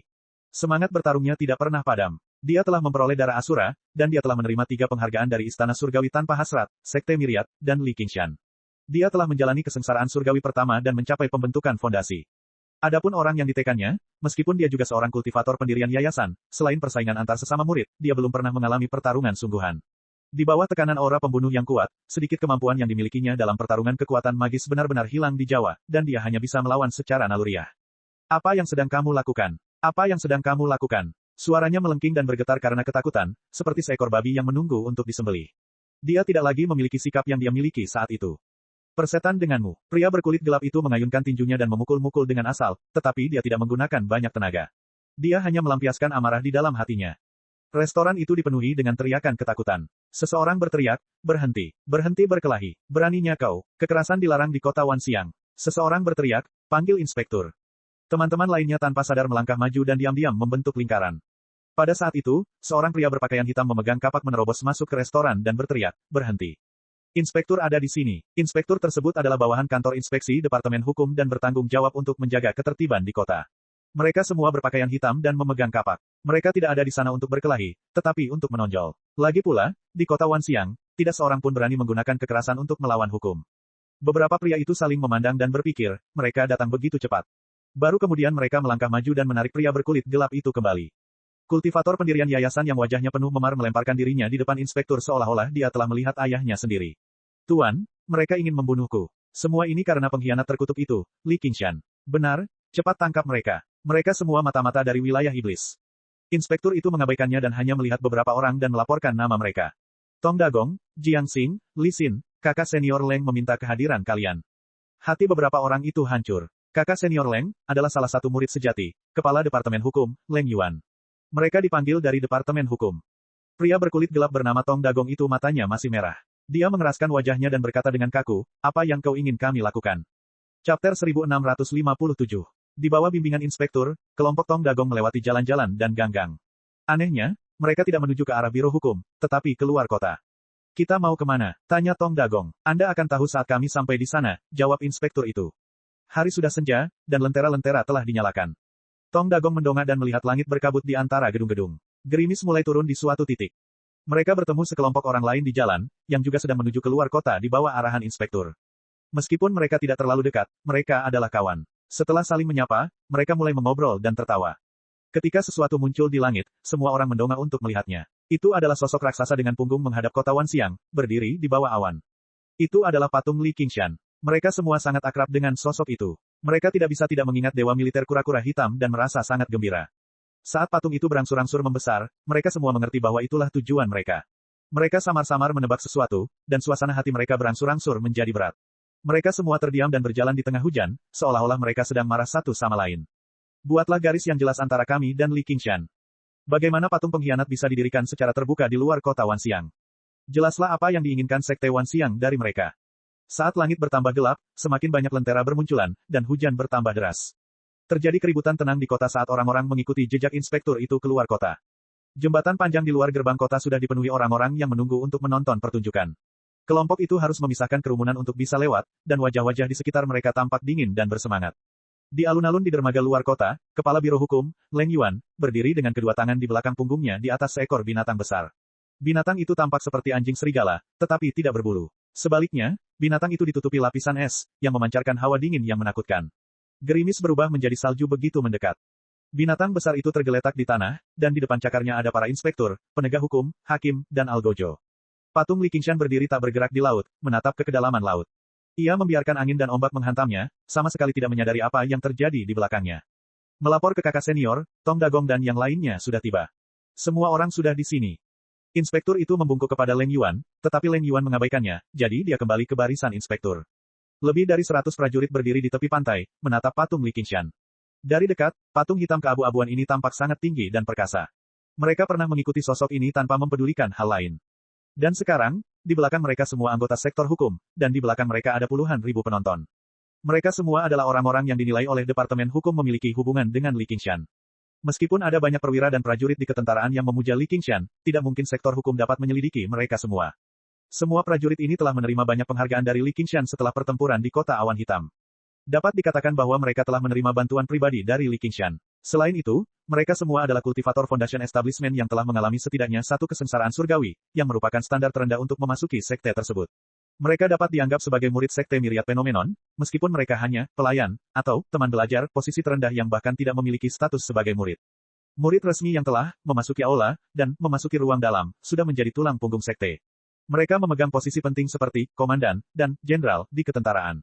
Jika mereka harus diselidiki, mereka akan diselidiki secara pribadi. Mereka tidak akan dipanggil seperti ini dan diperintahkan untuk menarik garis yang jelas antara mereka dan Li Qingshan di depan umum. Adapun prajurit biasa dengan kultivasi yang lebih rendah, tidak peduli seberapa besar mereka memuja Li Qingshan, itu tidak akan cukup untuk memengaruhi situasi secara keseluruhan. Tidak sulit untuk mengubah citra Li Qingshan di hati mereka. Bahkan mereka yang menolak untuk bertobat akan dipaksa untuk terus maju dalam keadaan tersebut, bahkan jika musuhnya adalah Li Qingshan. Sebenarnya, alasan Li Qingshan memberi penghargaan pada mereka bukanlah karena ia ingin membantu mereka, melainkan karena mereka bertempur dengan gagah berani dan tidak ragu untuk mati. Banyak di antara mereka yang tewas lebih dari 3 kali dalam pertempuran, dan setelah dibangkitkan, mereka masih mengikuti jejaknya. Tanpa mereka, Li Qingshan tidak mungkin memenangkan pertempuran itu. Mari kita mulai. Leng Yuan memberi perintah. Seseorang segera melangkah maju dari organisasi disiplin dan berseru, kau sudah tahu tentang pengkhianat Li Qingshan itu, jadi aku tidak perlu mengatakan apa-apa lagi. Sedangkan kau, setiap orang dari kalian dicurigai berkolusi dengan wilayah iblis. Dada Wang Jiangxing dipenuhi dengan kegembiraan balas dendam. Jika ada seseorang di sekte fenomena segudang yang paling bahagia atas pengkhianatan Li Qingshan, itu adalah dia, meskipun Li Qingshan mungkin sudah lupa siapa dirinya. Awalnya, dia adalah pejabat yang bertugas mengalokasikan tempat tinggal di Departemen Kelimpahan. Dia disuap oleh kepala pengurus kebun herbal, Shen Yusu, dan mempersulit Li Qingshan. Pada akhirnya, dia diberi pelajaran oleh Li Qingshan dan kemudian dikeluarkan dari Departemen Kelimpahan oleh Piang Qiu. Dia kehilangan jabatannya yang menguntungkan di Departemen Kekayaan dan tidak punya pilihan selain menjadi inspektur di Departemen Hukum. Dia juga menunggu kesempatan untuk membalas dendam pada Li Qingshan. Namun, ketika Li Qingshan menjadi Si Qiong tertua, dia tidak berani lagi tinggal di kota Wanxiang. Dia buru-buru menjadi pejabat Departemen Penegakan Hukum dan pergi kemana-mana untuk menangkap penjahat. Dia masih dalam keadaan cemas terus-menerus, takut suatu hari, Li Qingshan akan mengingatnya dan berakhir seperti Shen Yusu. Tidak seorang pun tahu hari-hari seperti apa yang telah ia jalani selama beberapa tahun terakhir ini. Sekarang setelah ia menantikannya, hari ketika Li Qingshan mengkhianatinya akhirnya tiba. Ia merasa seolah-olah telah diampuni dan akan menjadi gila karena kegembiraan. Orang lain masih peduli dengan keanggunan dan kekuatan Li Qingshan dan tidak mau melakukan tugas seperti itu. Namun, dia berinisiatif untuk menjadi sukarelawan, bukan untuk hal lain, tetapi untuk melampiaskan kebencian di dadanya. Mendengar ini, para prajurit menjadi gempar. Kejahatan berkolusi dengan wilayah iblis bahkan lebih serius daripada desersi dalam menghadapi pertempuran. Yang ada hanyalah kematian. Namun, Departemen Hukum saya selalu bersikap adil dan tegas. Kakak senior Leng bahkan lebih bijaksana dan berkuasa. Dia tidak akan membiarkan orang jahat pergi, dan dia juga tidak akan menuduh orang baik. Hari ini, misi Anda adalah menghancurkan patung yang rusak ini sepenuhnya dan tidak meninggalkan sedikit pun jejak. Juga, semua orang harus bertindak. Jika ada yang tidak bertindak, pikirkan nasibmu sendiri. Para prajurit saling berpandangan dengan cemas, tetapi tidak ada seorang pun yang bersedia mengambil tindakan. Wang Jiangxing menjadi marah dan bertanya, mungkinkah kamu bersimpati dengan pengkhianat itu dan juga bersiap untuk mengkhianati wilayah iblis? Dia tidak sabar menunggu orang-orang ini untuk tidak mengambil tindakan dan membiarkan Departemen Hukum membunuh semua antek Li Qingshan. Wajah para prajurit itu semua muram dan mereka tidak bergerak. Mereka semua adalah prajurit yang bangga dan jenderal-jenderal gagah berani yang telah mengalami ratusan pertempuran. Semakin mereka diancam, semakin mereka tidak mau menyerah. Kerumunan di sekitarnya menahan napas dalam-dalam. Jika kebuntuan ini terus berlanjut, mereka tidak tahu bagaimana ini akan berakhir. Kejahatan yang telah ditetapkan oleh Departemen Hukum sangat serius, kemungkinan besar semua orang ini akan kehilangan nyawa mereka di sini. Petugas Luo, Anda memiliki pangkat militer tertinggi di sini. Anda harus memberi contoh kepada mereka. Leng Yuan tiba-tiba berkata. Dia tidak pernah menyukai Li Qingshan. Dari dulu sampai sekarang, pria itu memiliki sifat liar yang tidak terkendali. Namun, dia tidak datang ke sini hari ini untuk membunuh orang. Kalau tidak, salah satu pengikutnya pasti bisa membunuh semua orang ini. Kakak senior Leng, aku, seorang pria berwajah panjang terkejut, jelas tidak mau. Adik Luo, berapa banyak rekanmu yang telah mengorbankan diri di medan perang wilayah iblis? Tak terhitung. Petugas Luo menundukkan kepalanya. Mungkinkah kau ingin rekan-rekanmu mengorbankan nyawa mereka di sini dengan sia-sia? Saya tidak mau. Ketika Li Qingshan mengkhianati wilayah iblis, dia tidak peduli padamu. Ini adalah jalan yang telah dipilihnya, jadi kamu juga harus memilih jalanmu. Leng Yuan mengubah kebiasaannya yang biasanya sedikit bicara dan hampir bisa dikatakan menjadi orang yang sabar dan sabar. Meskipun kultivasi prajurit-prajurit ini tidak tinggi, mereka adalah tulang punggung pasukan Xuanwu. Jika orang-orang ini tewas, moral pasukan Xuanwu pasti akan sangat terpengaruh. Bahkan mungkin mustahil untuk pulih, yang akan sangat merugikan sekte tersebut. Petugas Luo menundukkan kepalanya dan berpikir sejenak, lalu mendesah. Terima kasih atas saranmu, kakak senior. Aku mengerti. Ia berbalik dan berjalan menuju tepi laut. Tangan kanannya membentuk pisau dan mengangkatnya tinggi-tinggi. Ia menarik napas dalam-dalam dan mengayunkannya dengan kuat. Seberkas cahaya bersiul di udara dan menebas patung Li Qingshan. Dengan suara gemuruh, puing-puing itu berhamburan dan tenggelam ke dalam laut dengan suara bergerak. Kerumunan orang di sekitarnya semuanya berteriak kaget. Melihat bagian belakang patung Li Qingshan, mereka melihat sudah ada luka yang dalam. Harap ingat nama domain asli buku ini, situs web versi seluler jaringan pena tulis bahasa Mandarin. Chapter 1658. Tirai malam perlahan-lahan turun. Kegelapan menyelimuti segalanya dalam radius ribuan mil, dan tidak ada seberkas cahaya pun yang terlihat. Kota Wanxiang yang terang benderang bagaikan perahu tunggal di lautan tak berbatas. Awan hitam bergulung di langit malam, dan hujan malam turun terus-menerus. Patung megah di laut dangkal itu telah berubah menjadi hitam pekat. Tetesan air hujan mengalir di alis tebal, Li Qingshan. Matanya masih menatap ke dalam kegelapan, dan dia tidak peduli dengan apapun di belakangnya. Letnan Luo mengedipkan matanya yang basah oleh hujan dingin dan menatap bekas luka yang ditinggalkannya dengan tangannya sendiri dengan linglung. Tiba-tiba dia merasa sangat kecewa, seolah-olah dia telah kehilangan sesuatu yang sangat penting. Kerumunan di sekitarnya merasa seperti menyaksikan sejarah. Tepat ketika semua orang mengira Li Qingshan akan memulai pemerintahan yang panjang di Sekte Wanxiang, itu berakhir dalam sekejap. Di sisi lain, Wang Jiangxing sangat menyesal. Dia tidak bisa berbuat apa-apa terhadap Li Qingshan, jadi dia hanya bisa melampiaskan amarahnya kepada antek-antek Li Qingshan, berharap mereka semua akan mati dengan mengerikan. Kukira kalian kuat, tapi ternyata kalian hanya sekelompok pengecut. Leng Yuan masih berada tinggi di langit. Kepingan salju menari-nari di sekelilingnya, dan senyum dingin muncul di wajahnya yang dingin, seperti air yang merembes keluar dari danau yang retak. Siapa yang bisa menentang martabat hukum? Lalu, tanpa perlu dia berkata apa-apa lagi, para prajurit itu berjalan mendekat satu demi satu dan meninggalkan tanda mereka di punggung patung hitam itu. Energi pedang dan energi bilah bagaikan sambaran petir, yang seketika menyinari wajah semua orang sebelum kemudian lenyap dalam kegelapan. Segala sesuatunya dilakukan dalam keheningan, seolah-olah mereka tengah mengadakan semacam upacara untuk menarik garis dengan masa lalu. Semua orang tampak linglung dan pucat, tanpa rasa percaya diri dan semangat tinggi seperti saat pertama kali tiba. Darah panas milik Asura perlahan mendingin di pembuluh darah mereka, dan sedingin hujan, hampir membuat mereka menggigil. Mereka tidak bertempur sampai saat terakhir di medan perang, tetapi malah menyerah pada semacam tekanan tak kasat mata, hukum ketat yang dibuat oleh mereka yang berkuasa. Bahkan Asura sejati akan kehilangan tubuh abadi mereka saat mereka kehilangan niat bertarung di dalam hati mereka, apalagi mereka. Keberanian seorang jenderal sebagai prajurit. Pria itu sudah tidak ada lagi di sana, dan mereka juga terpisah dari pasukan dan dipisahkan menjadi individu-individu yang terisolasi. Namun, mereka harus menghadapi musuh yang tak terkalahkan sekali lagi.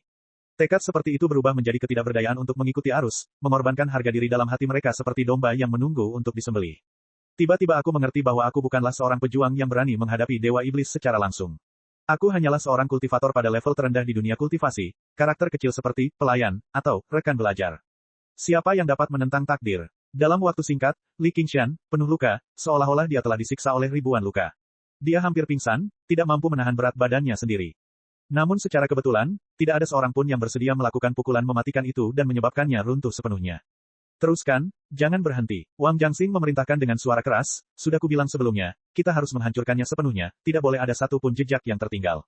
Matanya seperti serigala lapar yang mencari domba terlemah di kawanannya. Tiba-tiba, dia menatap salah satu dari mereka. Hei, kamu, jangan kira aku tidak melihatnya. Kau satu-satunya yang belum bergerak. Semua orang harus bergerak, atau kita akan menjadi anjing-anjing dari domain iblis. Di tengah kerumunan, seluruh tubuh Tong Dagong bergetar. Awalnya, banyak pasang mata yang acuh tak acuh menatapnya, lalu tatapan semua orang tertuju padanya. Seketika, ia merasa seberat gunung. Rekan-rekan yang dulu dekat dan akrab dengannya kini begitu jauh, meninggalkannya sendirian. Ia menatap patung hitam itu, hujan mengaburkan pandangannya. Selama ia berjalan mendekat dan melambaikan tangannya dengan ringan, ia akan mampu membebaskan dirinya dari tekanan yang tak terbatas ini. Namun, entah mengapa, ia teringat pada dewa militer kura-kura hitam di medan perang, yang telah mengumpulkan kepercayaan dan harapan semua orang. Ia juga merupakan bagian darinya. Jadi bukan saja dia tidak bisa menyerang, tetapi dia malah melontarkan kalimat yang tidak dapat dijelaskan, aku bersedia bertarung sampai mati bersama jenderal.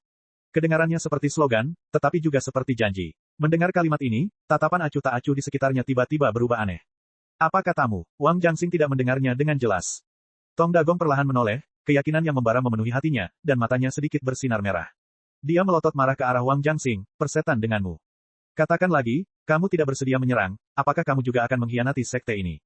Pertanyaan ini pernah membuat semua murid sejati ketakutan, tetapi Tong Dagong, pelayan, tingkat rendah, meludah dengan keras, lalu kenapa?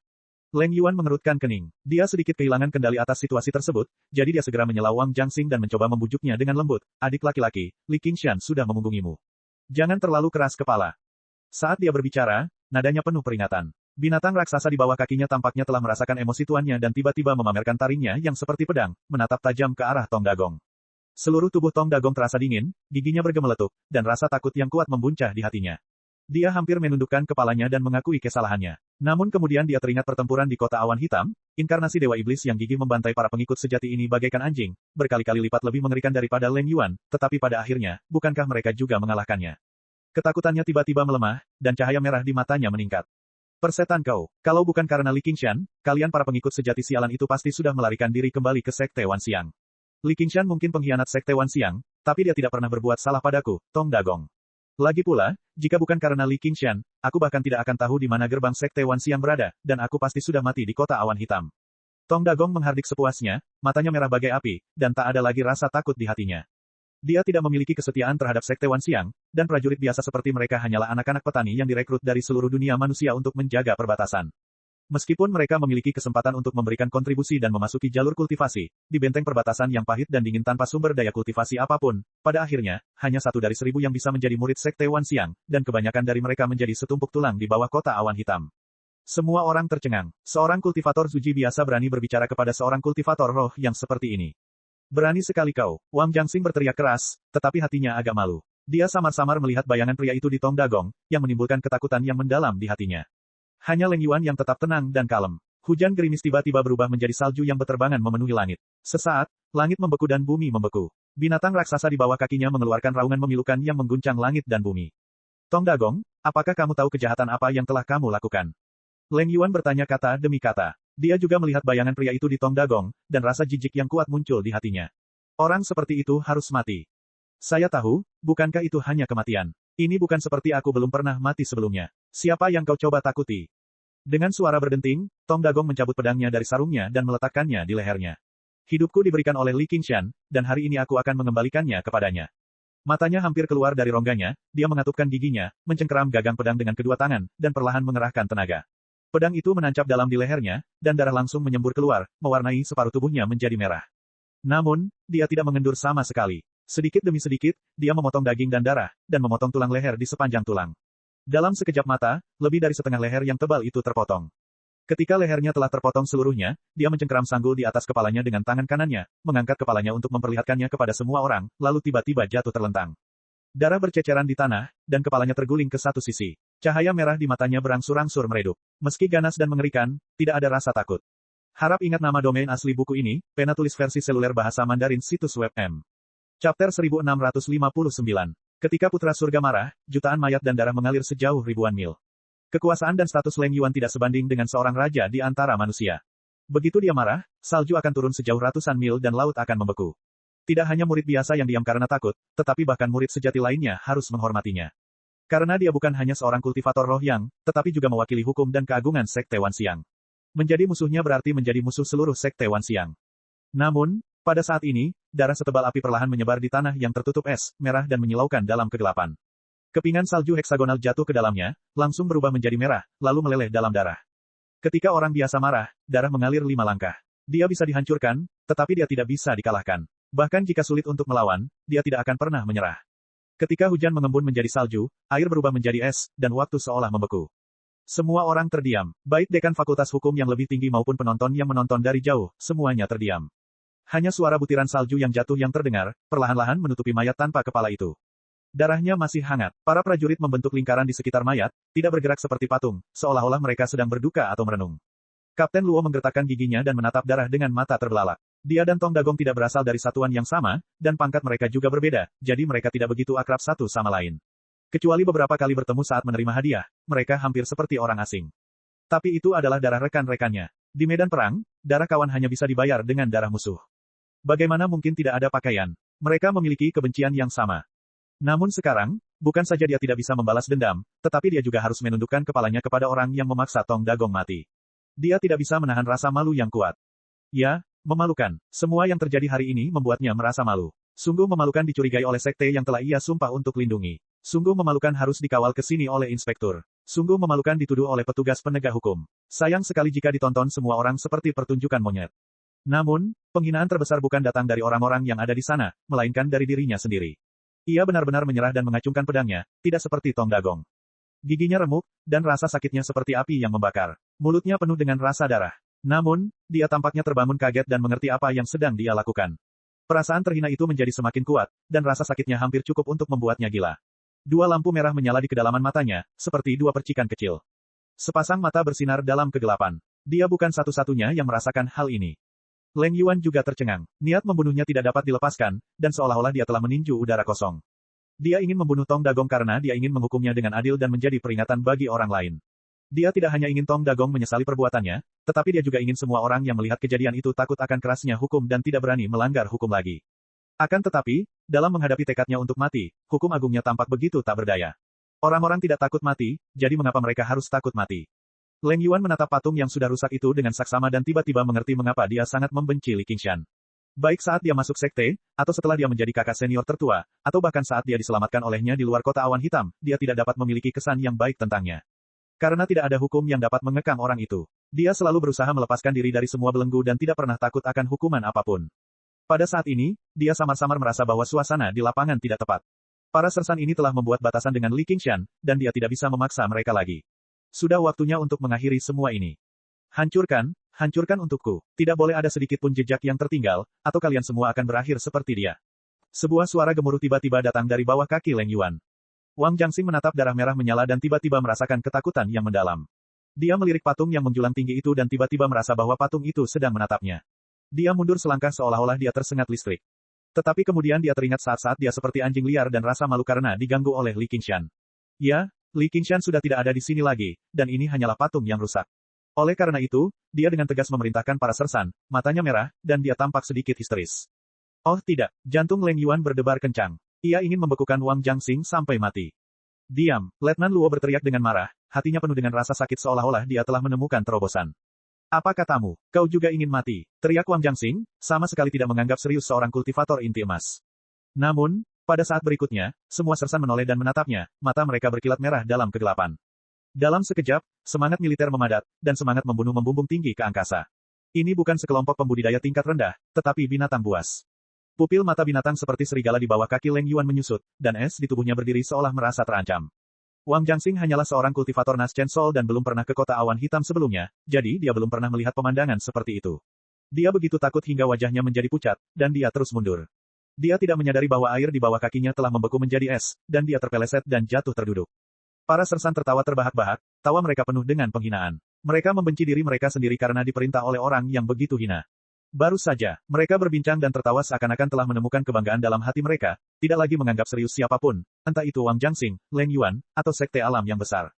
Dagong benar, kalau bukan karena sang jenderal, kita semua pasti sudah mati, kata seorang sersan dengan suara pelan. Bahkan jika kita masih hidup, tidak ada yang akan menganggap kita serius. Aku pikir aku orang hebat sekarang, tetapi pada akhirnya, aku masih diperintah seperti anjing. Seorang sersan mencibir. Bah, yang bermarga Wu, kamu tidak tahu kamu ini orang macam apa. Selain sang jenderal, siapa lagi yang akan menganggapmu serius? Ya, aku salah. Aku berani menganggap diriku serius. Aku pasti akan berubah mulai sekarang. Namun menurut saya sang jenderal juga salah. Jangan menatapku. Jika sang jenderal memperlakukan kami seperti anjing dan membiarkan kami mati di kota awan hitam, kami tidak akan diganggu seperti ini. Aduh, kami tidak akan melakukan hal yang tidak tahu terima kasih seperti itu. Aduh, siapa bilang tidak? Jika aku memberi seekor anjing tulang, ia akan mengibaskan ekornya padaku dan tidak akan menggigitku lagi.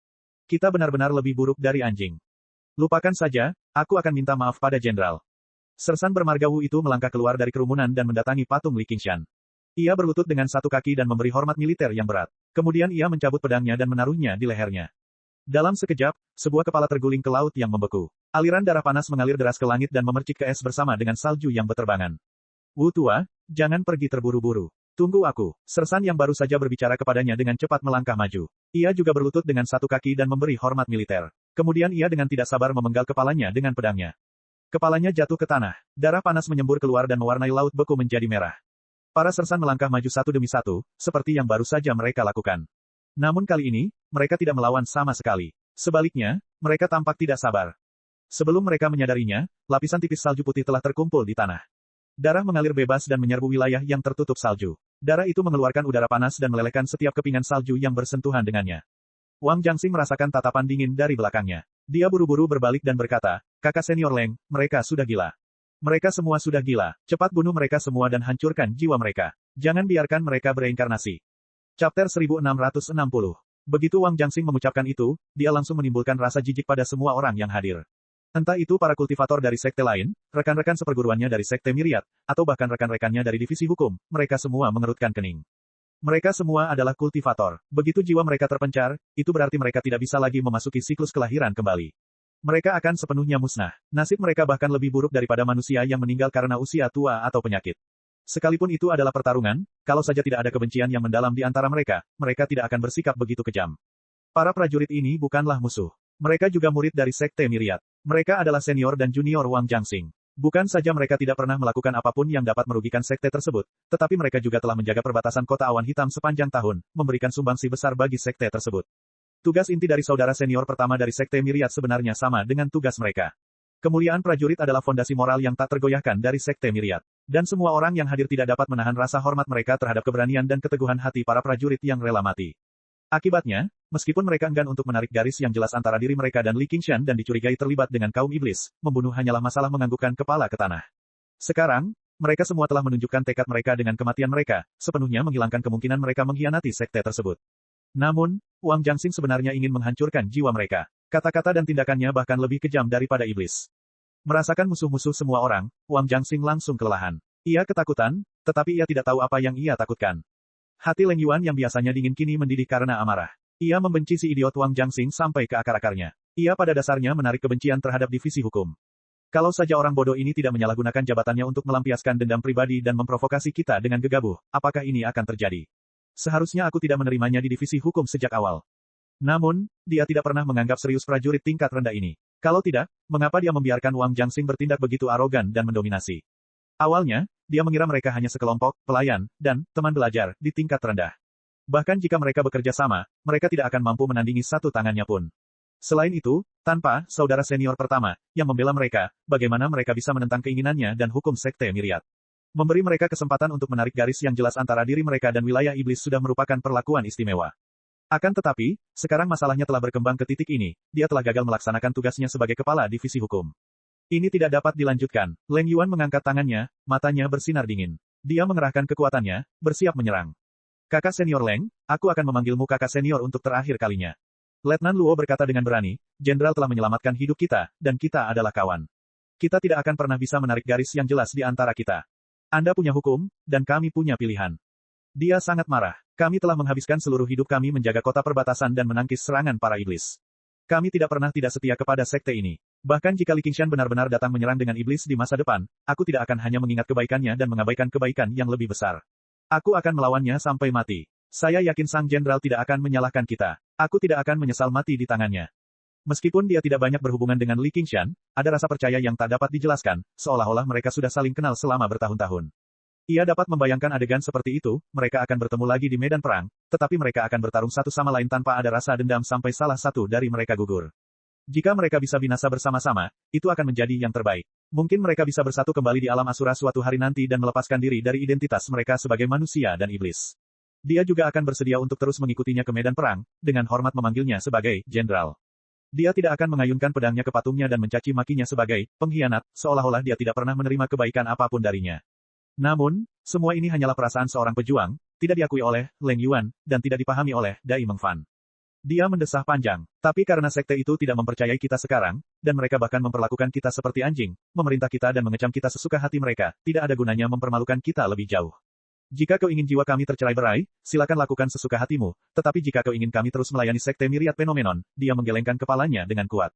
Itu tidak mungkin. Petik 2. Setelah itu, ia berbalik dan berjalan menuju laut yang membeku. Rekan-rekannya sudah menunggunya. Apa yang perlu ditakutkan meski jiwa mereka tercerai-berai?